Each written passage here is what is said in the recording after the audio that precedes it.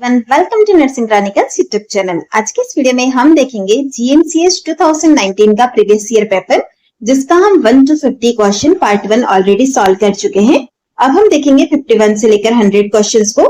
सबसे first question है हमारा आज की सीरीज का, given below are the 3 types of psychological investigation.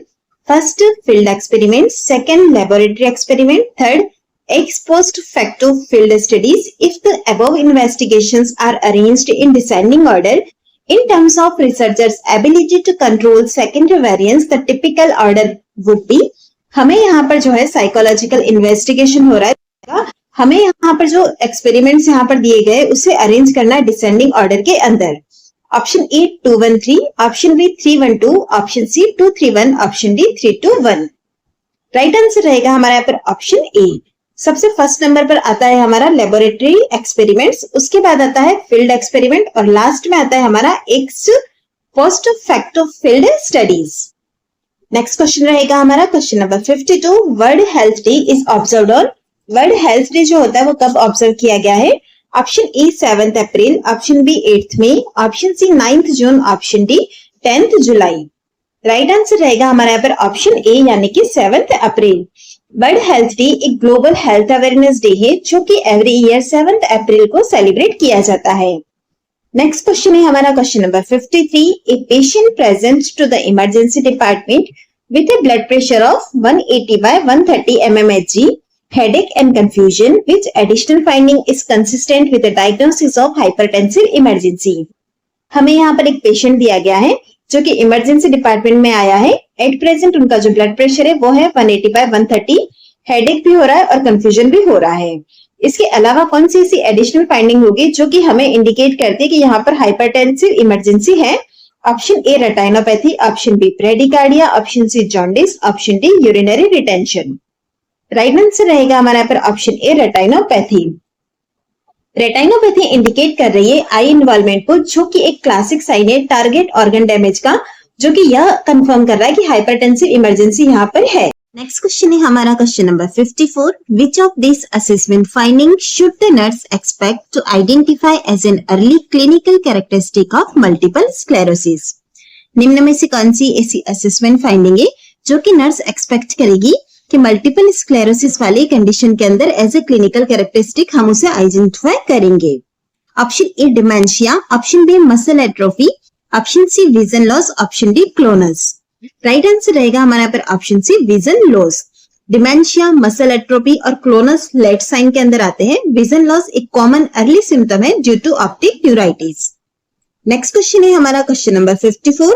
A patient who has a history of chronic bronchitis is admitted to the medical unit. The nurse notes the RBC count is elevated. Which of these is the likely contributing factor to this lab result in this patient? एक patient है जिनका history है chronic bronchitis का, उन्हें medical unit के अंदर admit किया गया है। यहाँ पर जो आरबीसी काउंट है वो एलिवेट है। निम्न में से कौन सा ऐसा कंट्रीब्यूटिंग फैक्टर होगा लैब रिजल्ट हम यहाँ पर इसके साथ में एक्सपेक्ट करेंगे? Option A chronic hypoxia, option B hypercapnia, option C decreased fluid intake, option D insensible water loss. Right answer रहेगा हमारे पर option A chronic hypoxia. Chronic hypoxia जहां पर ऑक्सीजन का लेवल कम होता है, वहां पर हमारी बॉडी का फिजियोलॉजिकल रिस्पॉन्स इन्वॉल्व होता है। इरिथ्रोपोइटिन सिक्रेट करेगा जो कि स्टिमुलेट करता है आरबीसी प्रोडक्शन को। इसीलिए क्या होता है, जब क्रॉनिक हाइपोक्सिया की कंडीशन होती है तो हमें आरबीसी काउंट जो है वो एलिवेट देखने को मिलता है। नेक्स्ट क्वेश्चन है हमारा question number 56। A patient has recently been diagnosed with leukaemia. Which of the following symptom would a nurse expect to see given the diagnosis? एक पेशेंट रिसेंटली डायग्नोज किया गया ल्यूकेमिया के साथ में, निम्न में से कौन से ऐसे सिम्टम्स है जो कि नर्स एक्सपेक्ट करेगी इस डायग्नोसिस के अंदर? Option A bruising, fatigue and bone pain, option B bradycardia, hypotension and palpitations, option C paraesthesia, facial rash and abdominal pain, option D dyspnoea, malaise and hypotension. Right answer रहेगा हमारे यहाँ पर option A. Leukaemia की condition के अंदर हमको देखने को मिलेगा bruising, fatigue and bone pain. Next question है हमारा question number 57। A paediatric patient has been diagnosed with right lower lobe pneumonia. Upon auscultation of this lung field, the nurse would expect to hear which breath sound? एक paediatric patient जो कि diagnose हुआ है right lower lobe pneumonia के साथ में, जब हम यहाँ पर लंग्स को ऑस्कल्टेट करते हैं तो हम यहाँ पर कौन सी ब्रीथ साउंड हियर करेंगे? Option A rhonchi, option B stridor, option C crackles, option D wheezes. Right answer है हमारा यहाँ पे ऑप्शन ए रोंकाई। हमें यहाँ पर condition right lower lobe pneumonia की दी गई है, जिसमें ऑस्कल्टेशन पर हमें रोंकाई साउंड सुनने को मिलेगा। यह साउंड लार्ज एयरवे में फ्लूइड मूवमेंट की वजह से प्रोड्यूस होता है। नेक्स्ट क्वेश्चन है हमारा क्वेश्चन नंबर 58।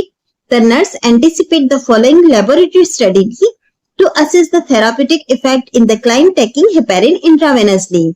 हम यहाँ पर एक क्लाइंट है जो कि आईवी हेपेरिन ले रहा है। यहाँ पर कौन सी ऐसी लेबोरेटरी स्टडी है जो कि हम इसके थेराप्यूटिक इफेक्ट को असेस करवाने के लिए एंटिसिपेट करेंगे? Option A prothrombin time, option B activated partial thromboplastin time, option C haematocrit, option D haemoglobin. Right answer है हमारा यहाँ पर option B activated partial thromboplastin time. अगर कोई पेशेंट इंट्रावेनसली हेपेरिन ले रहा है तो उसके थेराप्यूटिक इफेक्ट को असेस करने के लिए एक्टिवेटेड पार्शियल थ्रोम्बोप्लास्टिन टाइम को मेजर करते हैं। नेक्स्ट क्वेश्चन है हमारा question number 59। A nurse perform pre-operative for a client who is to have a cataract surgery. Which is the most important instruction for the client she should render? यहाँ पर nurse operative teaching pre operative teaching perform कर रही है उस client को जिनका की cataract surgery होना है। यहाँ पर हमारा जो रहेगा मोस्ट इंपॉर्टेंट इंस्ट्रक्शन क्या रहेगा? Option A remain flat for 3 hours, option B eat a soft diet for 2 days, option C breathe and cough deeply, option D avoid bending from the waist. Right answer रहेगा हमारा यहाँ पर option D avoid bending from the waist. Cataract surgery के बाद important instruction रहता है कि waste bending को अवॉइड करना है, क्योंकि पेशेंट अगर वेस्ट से बेंड होगा तो आईओपी इंक्रीज होगा जिससे प्रेशर बिल्डअप होगा। इसीलिए कॉम्प्लिकेशन को प्रिवेंट करने में इंपॉर्टेंट रोल रहता है avoid bending from the waist. Next question है हमारा question number 60। Which of the following is not a potential source of acquired immunity? निम्न में से कौन सा एक्वायर्ड इम्यूनिटी का पोटेंशियल सोर्स नहीं है? Option A antibodies received in response to disease, option B antibodies received from the mother, option C prescribed multivitamins, option D animal serum. Right answer रहेगा हमारे यहाँ पर option C prescribed multivitamins. Multivitamin से क्या होता है? बॉडी को strength मिलती है और हेल्थ इंप्रूव होती है, लेकिन यह इम्यूनोलॉजी के अंदर कंट्रीब्यूट नहीं करता है। नेक्स्ट क्वेश्चन रहेगा हमारा 61। When teaching the caregiver of a patient who has dementia of the Alzheimer type, a nurse should stress the importance of। यहाँ पर हमें डिमेंशिया की कंडीशन दी गई है। जब हम केयर गिवर को टीचिंग दे रहे हैं अल्जाइमर टाइप के डिमेंशिया पे, तो यहाँ पर हमारा जो इंपॉर्टेंस रहेगा वो किस पर रहना चाहिए? Option A increased stimuli, option B predictable environment, option C restricted activities, option D independent decision making. Right answer रहेगा हमारे यहाँ पर ऑप्शन बी। जब हम अल्जाइमर टाइप के डिमेंशिया के ऊपर टीचिंग दे रहे हैं तो वहां पर जो रहेगा प्रेडिक्टेबल एनवायरनमेंट हमारा फोकस रहेगा। Next question number 62। Which of the following describe the cognitive triad of depression? Depression का जो हमारा कॉग्निटिव ट्रायड होता है वो क्या है? ऑप्शन ए हेल्पलेसनेस, स्लीपलेसनेस और worthlessness, option B thoughtlessness, worthlessness और sleeplessness, option C hopelessness, worthlessness और thoughtlessness, option D hopelessness, worthlessness और हेल्पलेसनेस। राइट आंसर रहेगा हमारे यहाँ पर option D hopelessness, worthless and helplessness. Cognitive triad of depression के अंदर आप 3 सिम्टम्स देखेंगे। सबसे फर्स्ट आता है हमारा होपलेसनेस, सेकंड आता है वर्थलेसनेस और थर्ड आ जाता है हमारा हेल्पलेसनेस। नेक्स्ट रहेगा हमारा question number 63। A 65-year-old patient with pneumonia is receiving gentamicin. It would be most important for a nurse to monitor which of the following lab values in this patient. एक 65-year-old patient है हमारा जिन्हें की pneumonia है, यह receive कर रहा है जेंटामाइसिन को। ऐसी नर्स हम यहाँ पर कौन सा लैब रिजल्ट है जो कि हम मेजर करेंगे? Option A haemoglobin and haematocrit, option B blood urea nitrogen and creatinine, option C platelet count and clotting time, option D sodium and potassium. Right answer रहेगा हमारे यहाँ पर option B blood urea nitrogen and creatinine. Gentamicin का side effect होता है nephrotoxicity, और इसे identify करने के लिए जो होता है हम किडनी फंक्शन टेस्ट को मॉनिटर करते हैं।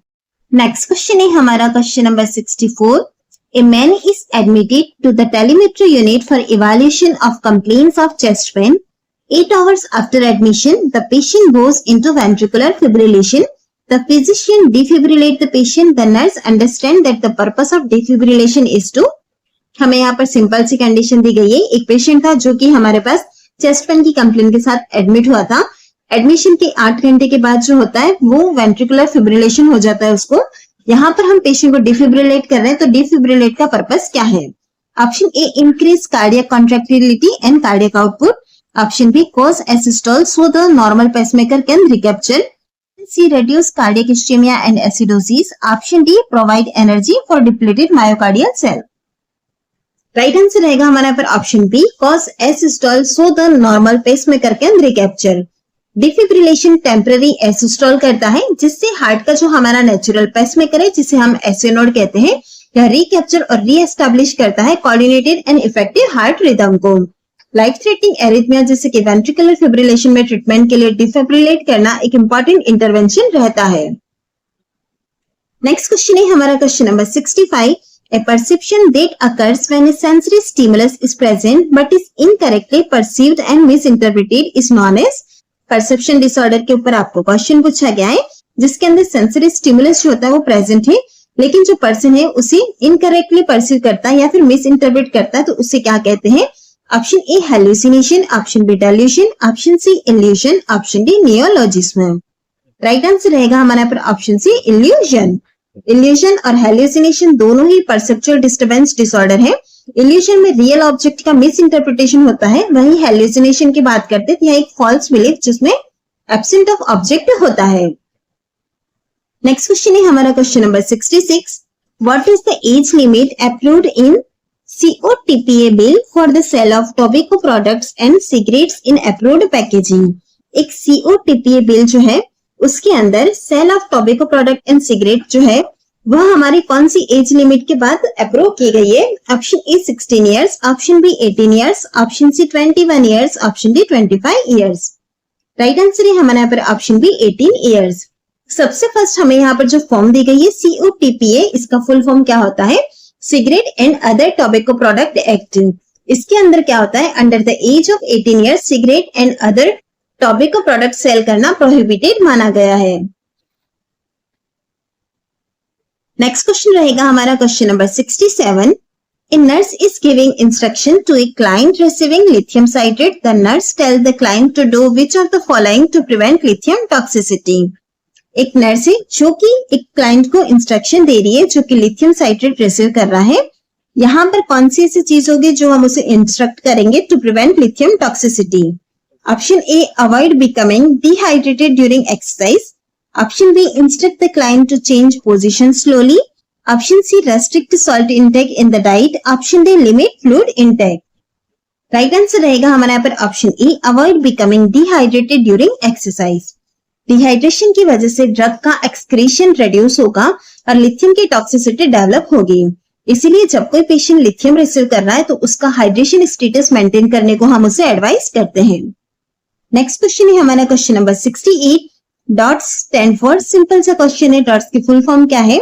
Option A, direct observation treatment short course. Option B, differential observation treatment short course. Option C, direct observation treatment scheme. Option D, direct observation treatment survey. Right answer रहेगा हमारा यहाँ पर option A, DOTS का full form होता है direct observation treatment short course. Next question number 69। Which of the following is responsible for the spread of dengue? Dengue जो होता है वो स्प्रेड किसके द्वारा होता है? Option A, Anopheles mosquito. Option B, Culex mosquito. Option C, Aedes mosquito. Option D, house fly. Right answer रहेगा हमारा यहाँ पर option C, Aedes mosquito. Dengue is caused by an bite of an Aedes mosquito. चलिए बढ़ते हैं next question की तरफ। Question number 70। Which of the following is true about the aim of sustainable development goal? Goal 1। यहाँ पर हमें पूछा गया कि सस्टेनेबल डेवलपमेंट गोल जो है उसका एम क्या है? Option A, cut poverty by half in 2030। Option B, reduce poverty by 75% by 2030. Option C, end poverty in all its forms everywhere. Option D, help each nation make progress on reducing poverty. Right answer रहेगा हमारा यहाँ पर option C, end poverty in all its forms everywhere. आपने जैसा कि देखा होगा हमारा जीएमसीएच का पेपर जो होता है वो 2 पार्ट्स के अंदर डिवाइडेड रहता है। पार्ट सेकंड के अंदर हमारे 30 क्वेश्चन आते हैं क्लिनिकल बेस्ड वाले, अब हम उन्हें सॉल्व करेंगे। 71 क्वेश्चन है हमारा, the doctor orders ondansetron 8 mg PO TID, the pharmacist sent a 100 ml bottle labeled 4 mg per teaspoon. How many ml should be given for each dose? सबसे फर्स्ट 1 टीस्पून के अंदर कितना ml होता है? 5 ml होता है। हमारे पास 5 ml जो है वो है 4 mg, तो हमें एडमिनिस्टर करना है 8 mg। तो आप कितना एडमिनिस्टर करोगे? सिंपल सा आंसर है हमारा 10 ml एडमिनिस्टर करेंगे, यानी कि ऑप्शन डी राइट आंसर है। नेक्स्ट क्वेश्चन है हमारा question number 72, a patient who has experienced a stroke is being monitored during the acute management phase. The clinician notes that the patient's ICP is 30 mmHg. Which of the following intervention should be taken first? यहाँ पर एक patient है जो कि experience कर रहा है stroke को, यहाँ पर एक्यूट मैनेजमेंट फेज चल रहा है। यहाँ पर क्लिनिशियन नोट करता है कि जो आईसीपी है वो 30 mmHg है, तो कौन सा इंटरवेंशन हम सबसे फर्स्ट लेंगे? Option A, give Trendelenburg position to the patient. Option B, obtain vital sign and measure urine output. Option C, assess level of consciousness. Option D, raise the head of the bed 30 degree. Right answer रहेगा हमारे यहाँ पर option D, raise the head of the bed to 30 degree. ICP अगर बढ़ा हुआ है तो हम हेड ऑफ द बेड जो होता है उसे 30 डिग्री पर रेज करते हैं। नेक्स्ट क्वेश्चन है question number 73, A patient with a history of atrial fibrillation is scheduled for a left hip hem arthroplasty at 9 am. The health professional is administering 8 am medication. Which of this medication order should the nurse be concerned about? एक patient है जिसका history है atrial fibrillation, जो कि schedule किया गया left hip him एरिथ्रोप्लास्टी के लिए सुबह 9 बजे।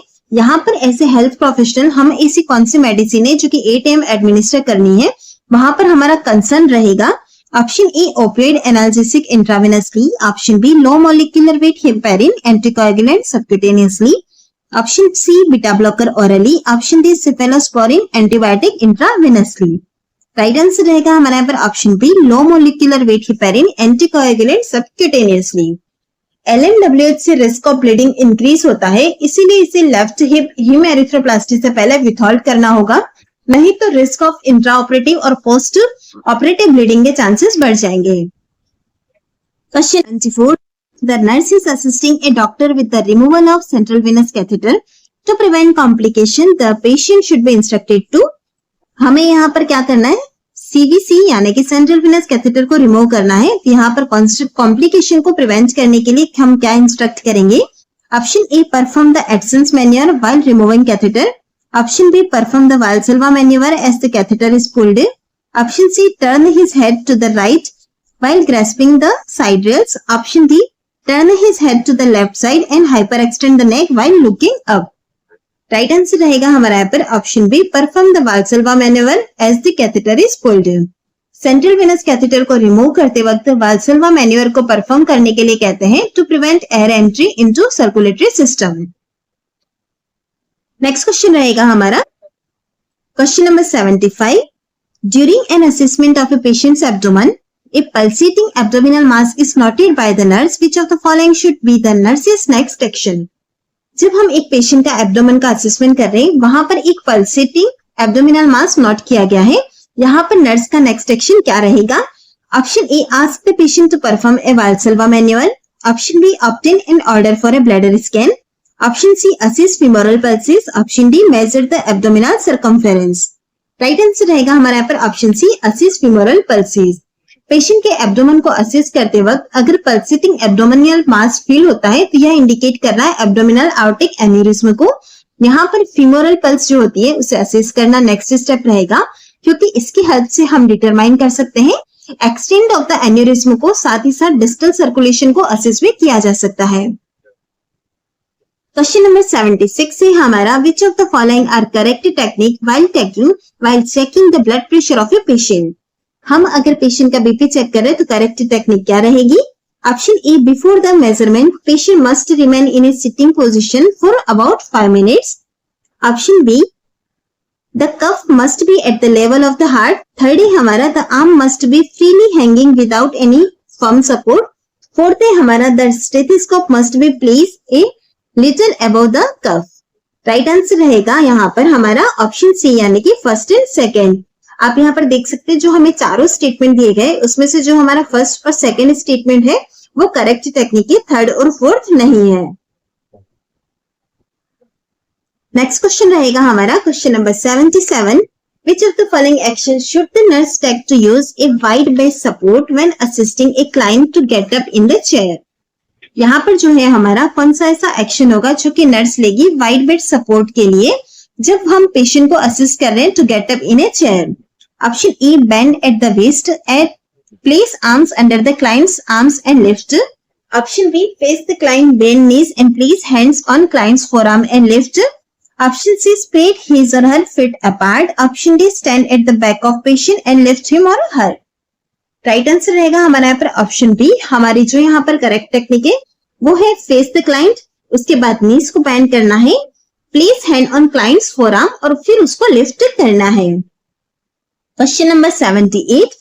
During an arteriogram, the patient suddenly says, "I am feeling really hot." Which is the best response? जब हम आर्टेरियोग्राम कर रहे हैं वहां पर हमें पेशेंट कहता है कि उसे सडनली हॉट फील हो रहा है, तो हमारा बेस्ट रिस्पॉन्स क्या रहेगा? Option A you are having an allergic reaction to the dye, I will get an order for Benadryl. Option B the heat indicates that the clots in the coronary vessels are dissolving. Option C let me check the room temperature. Option D that feeling of warmth is normal when the dye is injected, it will last up to 20 seconds. Right answer रहेगा हमारा यहाँ पर option D. आर्टेरियोग्राम या फिर angiogram करते वक्त arteries और when को विजिबल बनाने के लिए डाई को इंजेक्ट किया जाता है. पेशेंट को हमें इंस्ट्रक्ट करना है. आईवी कॉन्ट्रास्ट इंजेक्शन एडमिनिस्टर करते वक्त वार्म सेंसेशन आपको एक्सपीरियंस हो सकते हैं और यह फीलिंग जो है आपकी वो नॉर्मल है. नेक्स्ट क्वेश्चन रहेगा हमारा question number 79. A nurse receive report on 4 clients admitted to the emergency room. Who should she assist first? हमें यहाँ पर 4 क्लाइंट का कंडीशन दिया गया है जो कि इमरजेंसी रूम के अंदर है. हमें सबसे फर्स्ट किसे अटेंड करना चाहिए? Option A client with cherry red skin who has been waiting 15 minutes. Option B client with a blood pressure 180/76 on 2 litre of oxygen via nasal cannula. Option C client vomiting from a heroin overdose. Option D client with asthma receiving treatment from respiratory therapy. Right answer रहेगा हमारे यहाँ पर option A client with cherry red skin who has been waiting for 15 minutes. यह presentation हमें indicate करता है कि possible carbon monoxide का पॉइजनिंग है जो कि एक लाइफ थ्रेटनिंग कंडीशन है जिसमें इमीडिएटली इंटरवेंशन की रिक्वायरमेंट है. क्वेश्चन नंबर 80 है हमारा. The health care provider is caring for a patient on a ventilator with an endotracheal tube in place. What assessment data indicate the tube has migrated to far down the trachea. एक patient का ventilator वाला जिनको कि ET tube place किया हुआ है, कौन सा ऐसा असेसमेंट डाटा है जो कि इंडिकेट कर रहा है कि ट्यूब जो है वो to far down to the trachea migrate हो गई है? Option A decreased breath sound on the left side of the chest.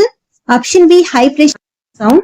Option C increased crackles auscultation bilaterally. Option D low pressure alarm sound.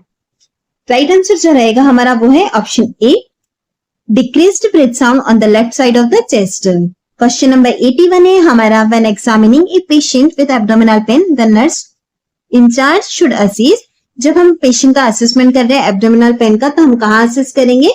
Option A any quadrant first. Option B the symptomatic quadrant first.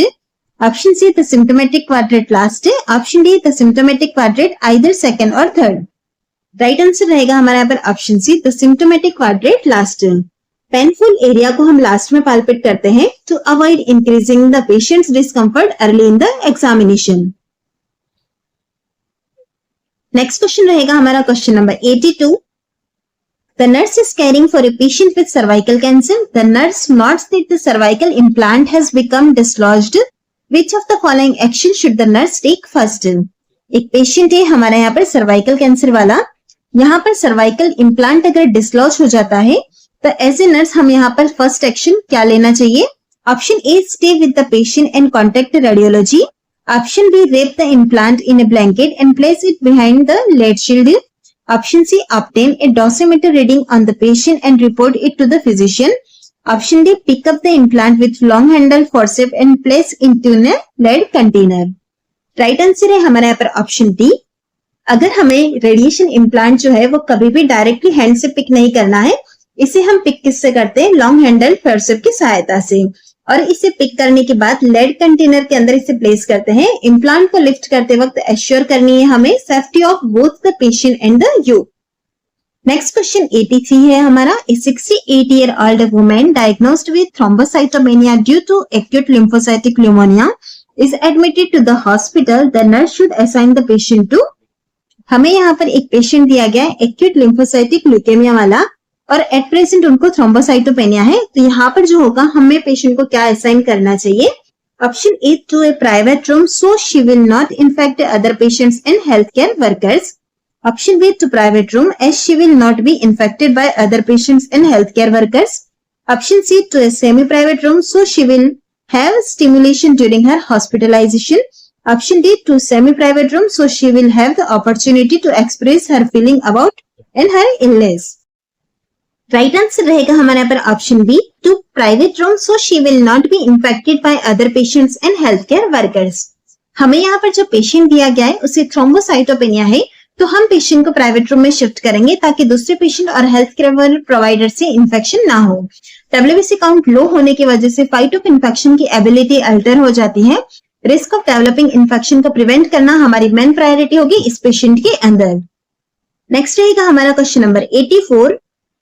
Which nursing action is essential when providing continuous enteral feeding? अगर हम continuous enteral feeding provide कर रहे हैं तो हमारा कौन सा nursing action होगा? Option A, elevating the head of the bed. Option B, positioning the patient on left side. Option C, warming the formula before administering it. Option D, hanging the formula for 8 hours in the beginning of morning shift. Right answer रहेगा हमारा यहाँ पर option A, elevating the head of the bed. अगर किसी patient में continue enteral feeding चल रही है तो हम हेड ऑफ द बेड को एलिवेट रखेंगे ताकि रिस्क ऑफ एस्पिरेशन को रिड्यूस कर सके। नेक्स्ट क्वेश्चन नंबर 85 है हमारा। Which one of the following is the correct formula for calculating A persons body mass index? हमें यहाँ पर सिंपल सा क्वेश्चन पूछा गया है, बीएमआई को कैलकुलेट करने का फॉर्मूला क्या है? Option A, weight in kilogram, height in metres. Option B, weight in kilogram divided by height in metre square. Option C, weight in kilogram divided by height in metres. Option D, none of the above. Right answer रहेगा हमारा यहाँ पर option B, weight in kilogram divided by height in metre square. Next रहेगा हमारा question number 86। Which action by the nurse in charge is essential when cleaning the area around the Jackson Pratt wound drain? हमें यहाँ पर Jackson Pratt wound drain दिया गया है, उनका cleaning करते वक्त कौन सा हमारा एक्शन इंपॉर्टेंट रहेगा? Option A, cleaning from the centre outward in a circular motion. Option B, cleaning from periphery towards centre in circular motion. Option C, cleaning briskly around the side from left to right. Option D, cleaning briskly around the side from right to left. Right answer रहेगा हमारे यहाँ पर option A, cleaning from the centre outward in a circular motion. Surgical wound या drain को clean करते वक्त centre area जो होता है वो मोस्ट स्टेराइल एरिया कंसीडर किया जाता है। पेरिफेरी को लेस क्लीन मानते हैं हम, इसीलिए क्लीनिंग करते वक्त क्लीनिंग सेंटर आउटवर्ड इन सर्कुलर मोशन में करते हैं ताकि कंटामिनेशन ना हो। नेक्स्ट क्वेश्चन है हमारा। A patient is to receive 3000 ml of 0.9% NaCl IV in 24 hours. The IV set deliver 15 drop per ml. The nurse should regulate the flow rate so that the patient receive how many drops of fluid per minute. आपको यहाँ पर drops calculation का question दिया गया है। Total volume हमें administer करना है, 300 ml एडमिनिस्टर करना है। ड्रॉप फैक्टर दिया गया 15 ड्रॉप फैक्टर है यहाँ पर, और टाइम हमें दिया गया यहाँ पर 24 आवर्स। अगर हम बात करते हैं यहाँ पर सॉल्यूशन की, तो सबसे फर्स्ट आपको निकालना होगा 3000 ml हमें एडमिनिस्टर करना है। ड्रॉप फैक्टर हमारा 15 आ गया, और फिर इसको डिवाइड करेंगे हम टाइम के साथ, और टाइम हमें मिनट के अंदर चाहिए। आप इसको सॉल्व करेंगे तो आ जाएगा 31.22, यानी कि राइट आंसर हमारा ऑप्शन सी रहेगा। नेक्स्ट है question number 80। Nurse can minimise agitation in a disturb client by. Disturb client के अंदर मिनिमाइज हम एजिटेशन को कैसे कर सकते हैं? Option A, increasing stimulation. Option B, limiting unnecessary interaction. Option C, increasing appropriate sensory perception. Option D, ensuring constant client and staff contact. Right answer रहेगा हमारे यहाँ पर option B, limiting unnecessary interaction. Agitation से deal करने के लिए important रहता है to find and treat the cause. Cause को ट्रीट करने के बाद बहुत से मेजर्स होते हैं जिनसे एजिटेशन को रिड्यूस कर सकते हैं। उसमें से एक होता है limiting unnecessary interaction. Next question रहेगा हमारा question number 89। Physical assessment is being performed by nurse during the abdominal examination. Nurse should perform the 4 physical examination technique in which sequence. Simple सा क्वेश्चन है, फिजिकल एग्जामिनेशन हम कर रहे हैं, abdominal का examination करते वक्त उसका सीक्वेंस क्या रहता है। Option A auscultation immediately after inspection and then percussion and palpation. Option B percussion followed by inspection, auscultation and palpation. Option C palpation of tender areas first and then inspection, percussion and auscultation. Option D inspection and then palpation, percussion and auscultation. Right answer रहेगा हमारा यहाँ पर option ए। Abdomen को assist करते वक्त हमें सबसे पहले इंस्पेक्शन करना है, इंस्पेक्शन के बाद ऑस्कल्टेशन इमीडिएटली आफ्टर इंस्पेक्शन, यानी कि सबसे फर्स्ट इंस्पेक्शन है, फिर ऑस्कल्टेशन है, उसके बाद परकशन और फिर पाल्पेशन है। नेक्स्ट रहेगा हमारा question number 90। A client has just return to a nursing unit after a cardiac catheterisation performed using the femoral artery. The nurse placed the client in which position? एक client को जो है हमने cardiac catheterization perform करने के बाद में हमें यूनिट के अंदर रिसीव किया, तो हम कौन सी पोजीशन देंगे। Option A bed rest with head elevation at 30 degree. Option B bed rest with head elevation at 45 degree.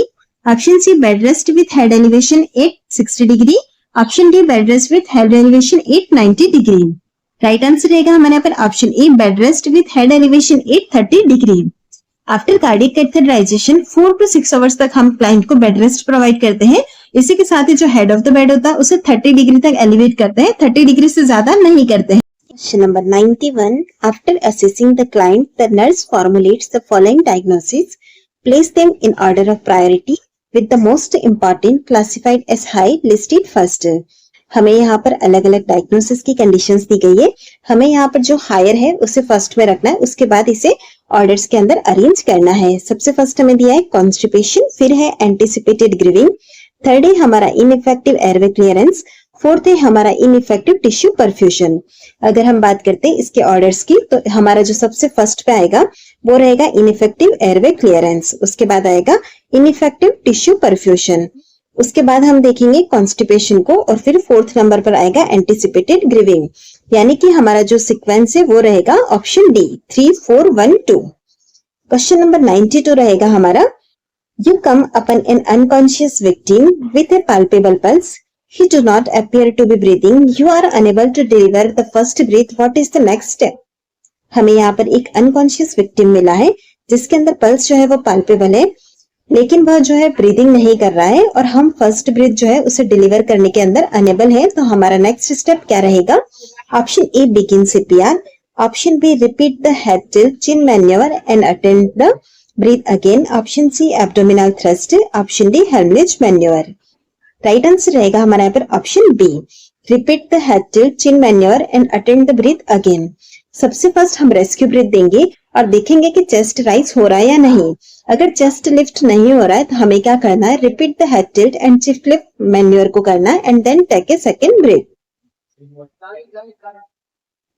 Next question रहेगा हमारा question number 93। A nurse is caring for a client who expresses active suicidal ideation, which of the following should the nurse's action? एक nurse है जो कि एक client की care कर रही है, वह उसके जो सुसाइडल आइडिएशन है उसे एक्सप्रेस कर रही है, तो यहाँ पर नर्स का क्या एक्शन रहना चाहिए। Option A engage patient actively in ward activities so that patient does not talk more about suicide. Option B administer the antidepressant drug to reduce suicidal thoughts. Option C teach JPMR exercise to patient to reduce suicidal thoughts via relaxation. Option D indulge patient in interaction on suicide related thoughts and action. Right answer रहेगा हमारे यहाँ पर option ए। Suicidal ideation वाले patients में ऐसे nurse important role रहता है कि सेफ एनवायरनमेंट प्रोवाइड कर सके पेशेंट को। अगर हम पेशेंट को एक्टिविटी इन्वॉल्व करते हैं वर्ड एक्टिविटीज के अंदर, तो इससे क्या होगा, पेशेंट सुसाइड की बात भी नहीं करेगा और वो हमारे क्लोज सुपरविजन में भी रहेगा। क्वेश्चन नंबर 94 है हमारा, where should you place the AED pads on an adult victim. Adult victim के अंदर जो हम AED पेड्स होते हैं उसे उसका प्लेसमेंट कहाँ पर करना चाहिए। Option A 1 under the left armpit and 1 high on the right side of the chest. Option B, one under the right arm and one high on the left side of the chest. Option C, one under each armpit. Option D, one in the center of the back and one over the center of the chest. Right answer रहेगा हमारे यहाँ पर option ए, AED यानी कि automated external defibrillator. इसके जो pads होते हैं उसमें जो फर्स्ट होता है उसे हम प्लेस करते हैं right side of the chest पर और just below the collarbone हम उसे प्लेस करते हैं। दूसरा पैड हम प्लेस करते हैं left side of the chest पर। Question number 95, a nurse is assessing a pregnant client for the presence of ballottement. To make this determination the nurse should does which of the following. एक nurse है जो कि pregnant client को assess कर रही है for the presence of ballottement को। यहाँ पर हमें इसे डिटरमाइन करने को क्या करना होगा। Option A, auscultate for fetal heart sound. Option B, assess the cervix for compressibility. Option C, palpate the abdomen for fetal moment. Option D, initiate a gentle upward tap on the cervix. Right answer रहेगा हमारे यहाँ पर option D, initiate a gentle upward tap on the cervix.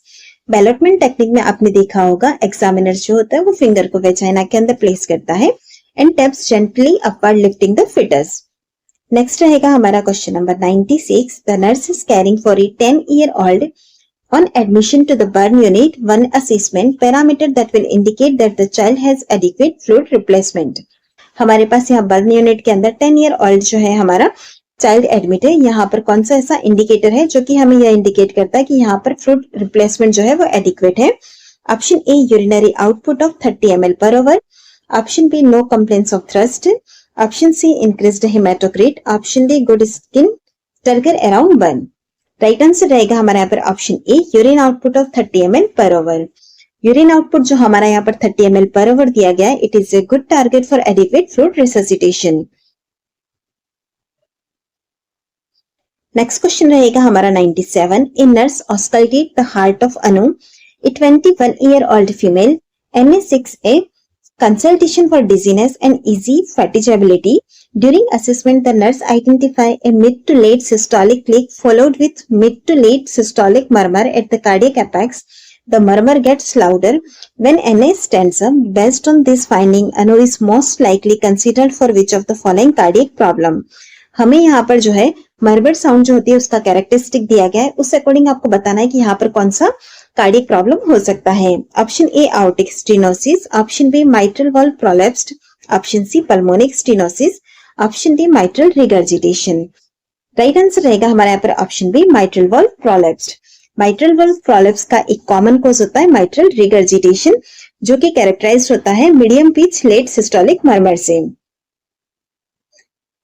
Question number 98 है हमारा, while doing the tracheal suctioning of a patient, the suction should be applied. Tracheal suctioning करते वक्त हम suction को कब अप्लाई करना चाहिए? Option A, only when withdrawing the suction catheter. Option B, only when inserting the suction catheter. Option C, either during insertion or withdrawal depending on when the patient coughs. Option D, only if the patient coughs. Right answer रहेगा हमारा यहाँ पर option A, only when withdrawing the suction catheter. Tracheal suctioning में हम suction जब catheter को withdraw करते हैं तभी अप्लाई करते हैं। नेक्स्ट क्वेश्चन है हमारा question number 99, a nurse gives a double dose of acetaminophen to a client who only requires a single dose, what if anything must the nurse do? हमें यहाँ पर एक सिंगल डोज देना था एसिटामिनोफेन को, लेकिन डबल डोज एडमिनिस्टर कर दिया है, तो हमें यहाँ पर क्या करना होगा? Option A, ask a colleague to help assist the client. Option B, withhold the client's next dose of Tylenol. Option C, report the error as soon as possible. Option D, nothing because this is an over the counter medication. Right answer रहेगा हमारे यहाँ पर option C, report the error as soon as possible. Acetaminophen का हमें single dose देना था लेकिन double dose दे दिया है, लेकिन यह क्या कर सकता है? हमारे लीवर को डैमेज कर सकता है, इसीलिए हमें एरर को as soon as possible report करना होगा ताकि हम इस कंडीशन को मैनेज कर सकें। नेक्स्ट क्वेश्चन है हमारा question number 100, Which of the following is a primary nursing intervention necessary for all patients with a Foley catheter in place? जिन कैथेटर के अंदर फॉलिस कैथेटर प्लेस किया जाता है वहां पर हमारा प्राइमरी नर्सिंग इंटरवेंशन क्या रहता है? Option E, maintain the drainage tubing and collection bed level with the patient's bladder. Option B, irrigate the patient with 1% Neosporin solution 3 times a daily. Option C, clamp the catheter for 1 hour every 4 hours to maintain the bladder's elasticity. Option D, maintain the drainage tubing and collection bag below the bladder level. Right answer रहेगा हमारा यहाँ पर, जब हम Foley catheter को place पे रखते हैं तो वहां पर प्राइमरी नर्सिंग इंटरवेंशन रहता है हमारा कि हम जो ड्रेनेज ट्यूबिंग है उसे मेंटेन करें, इसी के साथ ही जो यूरिन कलेक्शन बैग रहता है वो ब्लैडर के बिलो रहता है।